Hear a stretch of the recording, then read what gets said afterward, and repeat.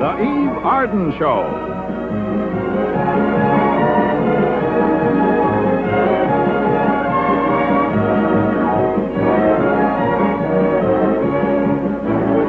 Starring Eve Arden. Co-starring Allyn Joslyn.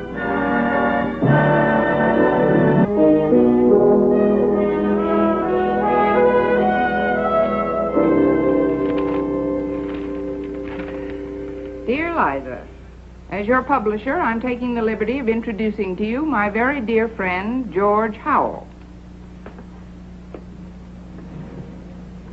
I've known him for many years, and he's a wonderful guy. I know you will find him charming, cultured, witty, and lovable.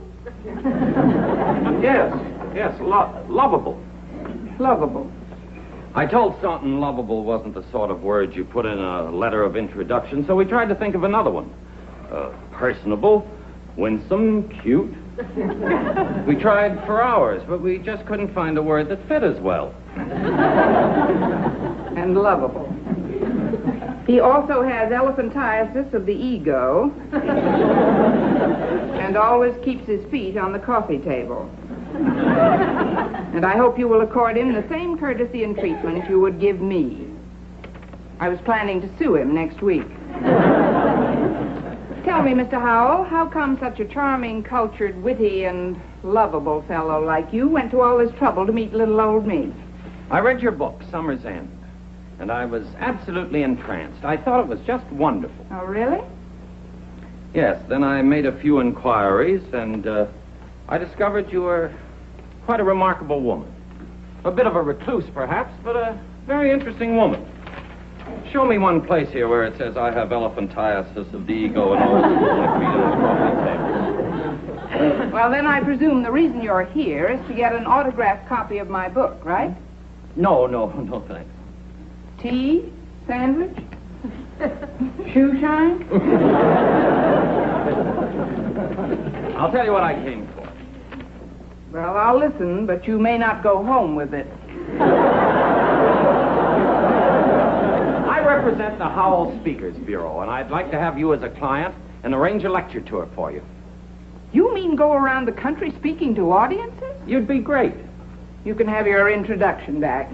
I'll tell Mr. Stanton I found you charming, cultured, witty, and out of your lovable little mind. It's been a great pleasure meeting you, Mr. Howell, and now if you'll excuse me, I have work to do.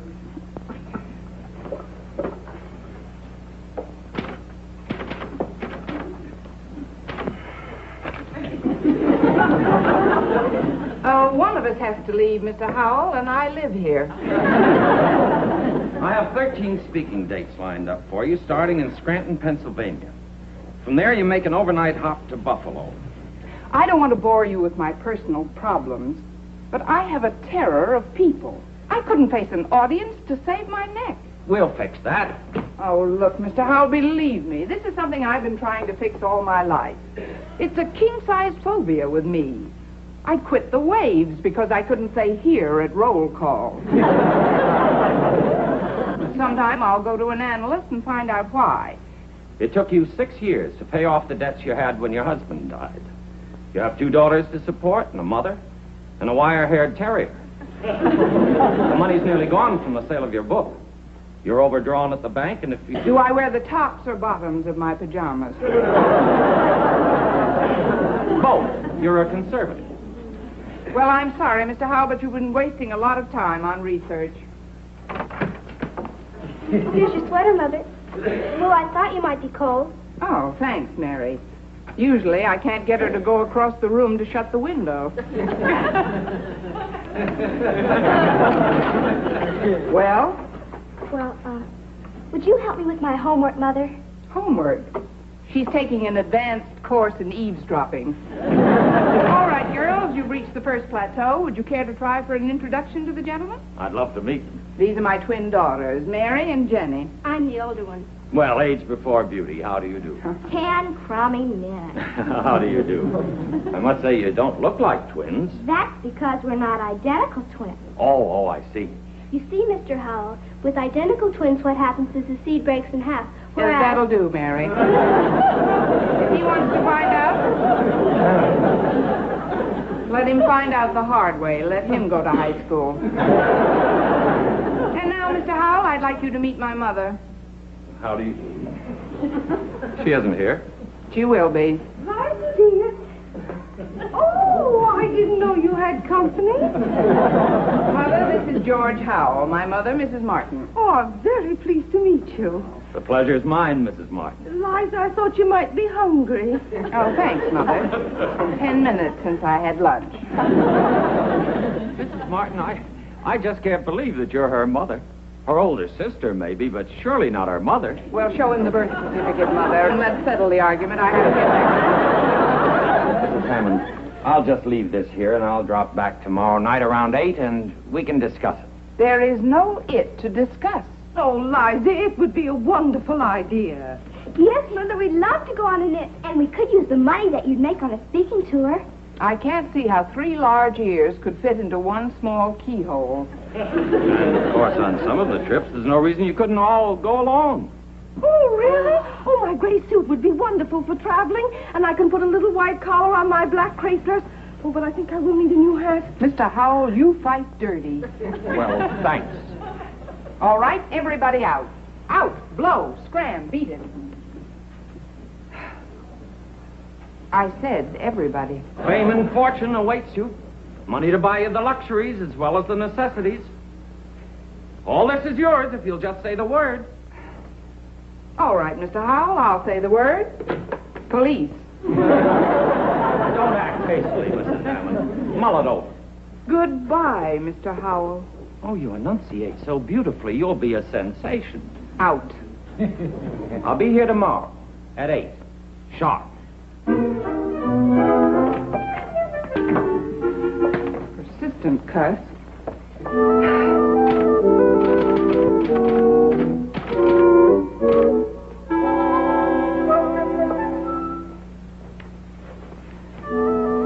Ladies and gentlemen.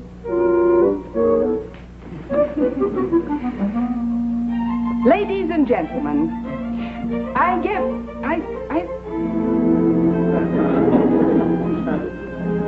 Ladies and gentlemen, why are you all staring at me?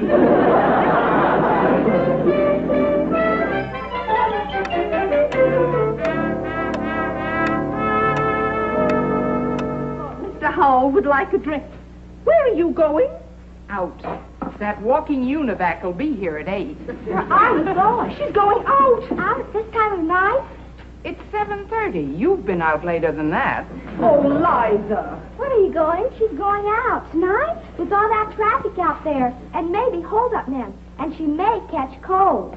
I'm going to walk 2 blocks down a well-lighted street and go to a movie. I'll be back around 11, Mother.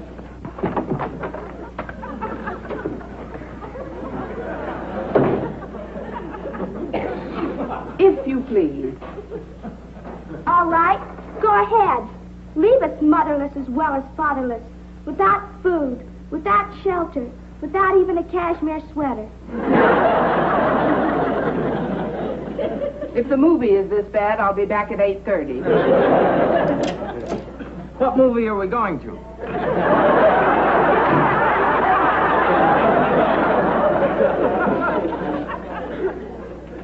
Mr. Howell, do you usually go to this much trouble to get a speaker for your bureau? No, I usually don't. I guess I just have a special interest in your case. This is my case. I get stage fright in front of an audience. You'd be sensational in front of an audience. Sure, I'd be sensational. I'd faint. All right. I'll carry the smelling salts, but you're going to make this tour. Mr. Howell, were you in the war? Yes, as a matter of fact, I was. Then how come it took us that long to win? Look, Liza, you haven't got stage fright. You've got world fright. You've been a widow for 6 years. You've buried yourself within these 4 walls and hidden in the pages of the books you write. You've been hiding from life. Oh, come on now. When did you last have a highball? When did you last go on a date? When did you last kiss a man? Mr. Howell, I don't know where you've been getting your information, but it's not from the usual reliable source. Oh, really? Did you ever hear of still waters that run deep? You? At Harvard, my name is still spoken in hushed whispers. You're a Harvard man? I went to Wellesley, but my memories are at Harvard. As a matter of fact, at West Point, Flirtation Walk is still off limits to me. Why, to this very day, I can't go to a party without a man wanting to drink champagne out of my slipper.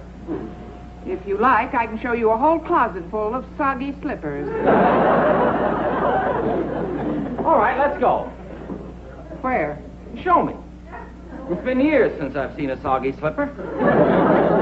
Look, Liza, I happen to know that the wildest party you've been on in years was a PTA luncheon. You're an attractive woman, you dress well, you have a sense of humor. And what are you doing? You're vegetating. No woman should go 6 years without having at least one highball, without once being in a position where she's got to either kiss a man or give him a slap in the face.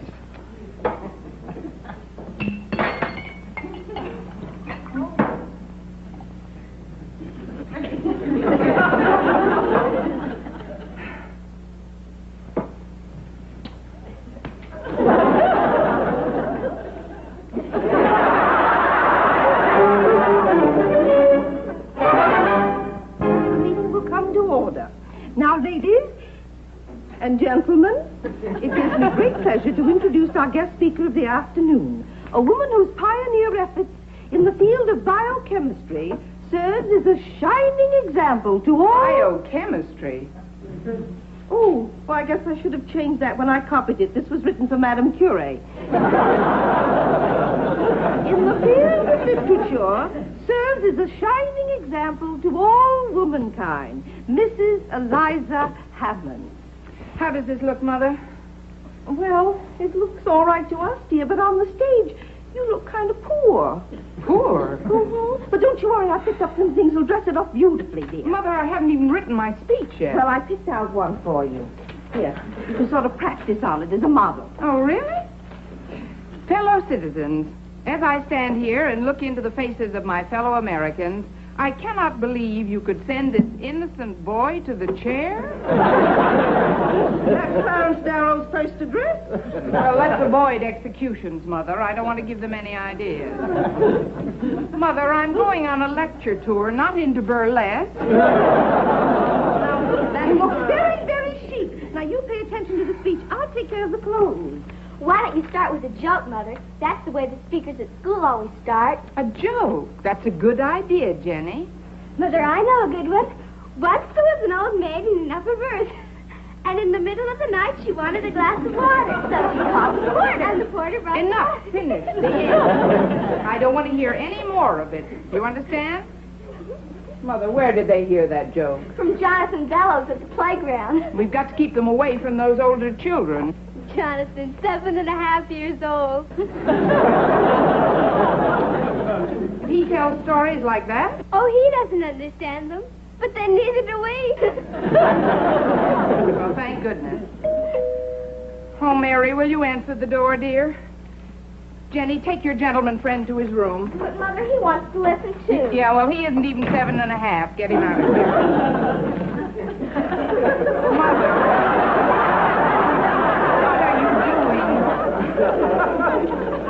Well, I've got everything. Well, maybe she's... I've just been waiting in here for the rain to stop. Oh, I just love dressing her up. Ever since she was a little girl. You know, it's so much more fun to dress girls than boys. We stay clean longer. I think that's better. That is an improvement. Liza, don't you go changing anything now. No, I won't, Mother. Here's your speech. My speech? Yes, I wrote the first one. I've had so much more experience. Oh, Now, good. You always start off with a touch of humor. Uh-huh. It seems there was an old maid in an upper...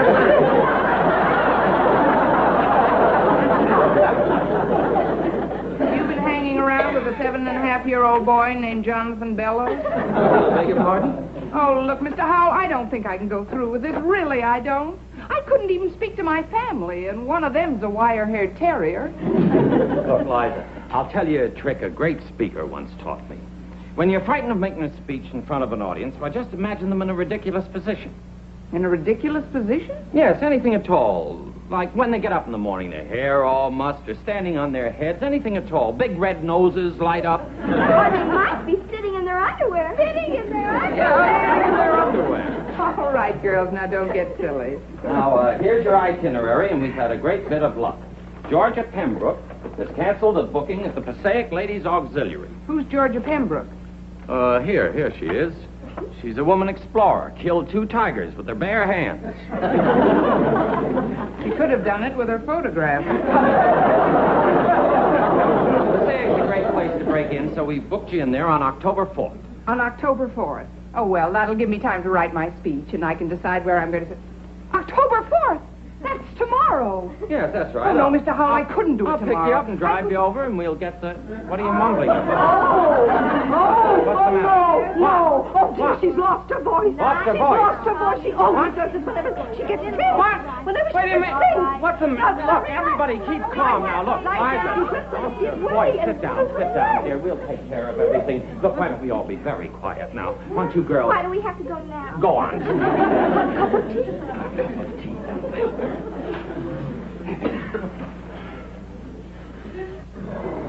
What are you pulling here? Scared to death and tightened up because you're afraid to make a speech in front of a few housewives in Passaic. You know what's wrong with you? You're a chicken. Chicken, I told you that the first day I saw you. You're not afraid to make a speech. You're afraid to live. Here you are with everything any sane, able-bodied woman would scream for, and you can't do it. And do you know why? All right, why? That's right.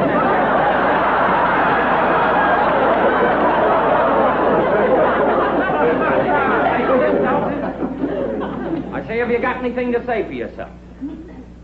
All right, let's have it. What? 3 words. First word. Me, George, man. I'm.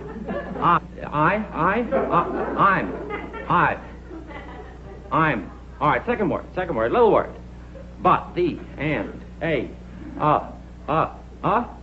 I'm a haul, pull, yank, jerk.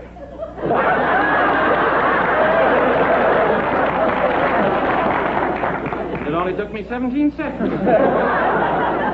Oh, I've got news for you. I don't want you on this tour. Here's your contract back.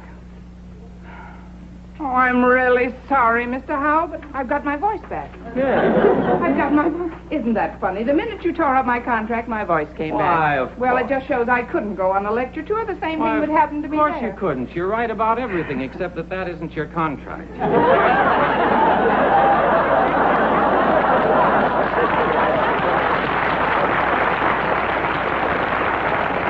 Oh, if you weren't bigger than me, I'd punch you right in the nose. I'll pick you up at 12 o'clock tomorrow and drive you to Passaic, and we can rehearse your speech on the way over. You know, when you're angry, you look beautiful. Here, dear, here. Here, take this.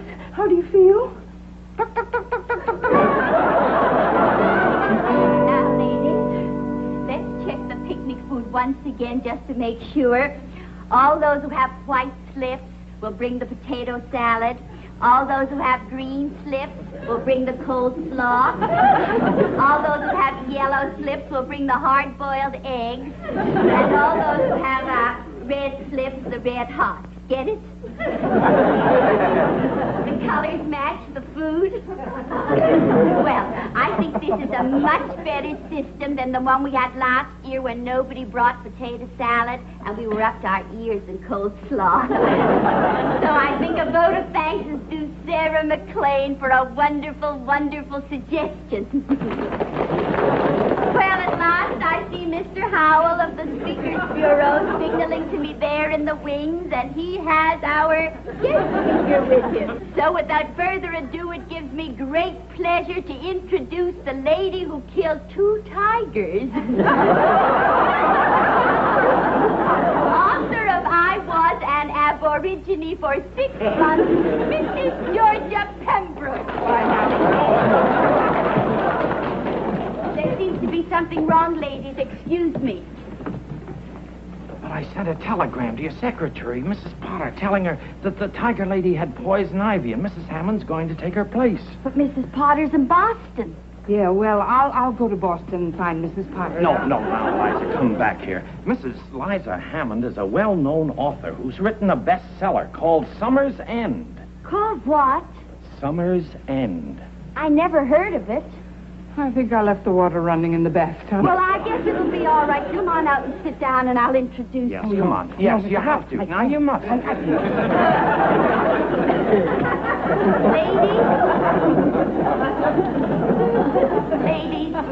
I hate to be the one to have to tell you that you will not be hearing Mrs. Georgia Pembroke, the tiger lady, today as promised.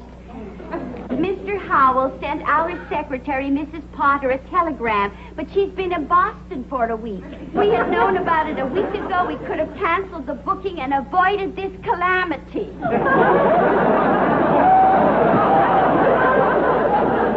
Well, it's no use crying over spilt milk, and so it gives me great pleasure to introduce Mrs.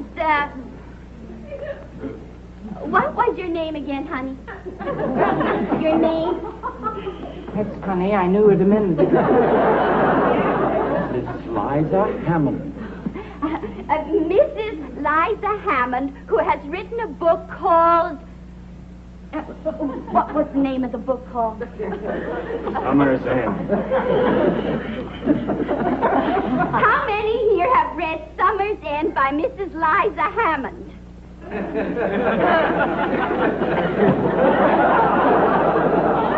Are you sure that's the right name of the book? No, I'm not. Well, here she is, Mrs. Liza Hammond.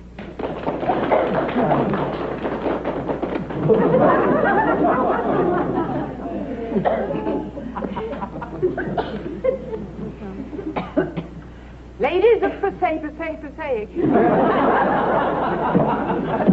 gives me great pleasure to... I'm afraid we have a lemon.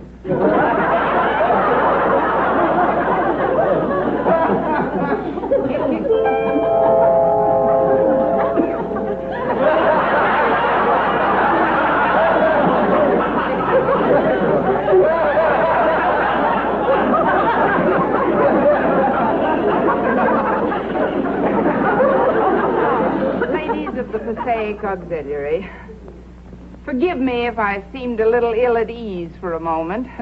It was only because, well, frankly, I was.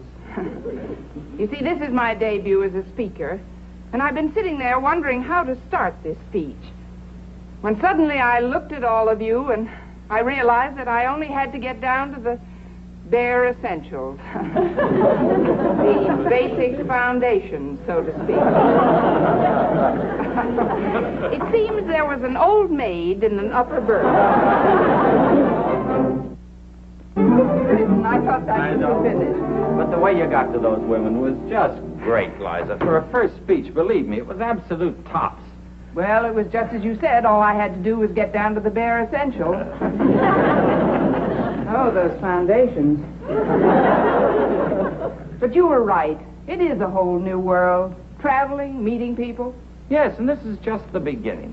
Why, it's going to be wonderful out there. You're going to meet adventure, glamour, romance. This is an end of your sheltered life. Yeah, but let's taper off gradually. Oh, sure, we'll taper off gradually, we'll say... What about you having dinner with me tonight? It's been 6 years, Mr. Howell. I don't think I'm ready. I'd like to go with you, but I don't... What? No. I'd like to go... Wait a minute. Don't start that again. Remember, DBC. Don't be chicken. Oh, young lady, I'm going to have to do some work on you. We can't have any more of this nonsense. You're a big girl now. You can't...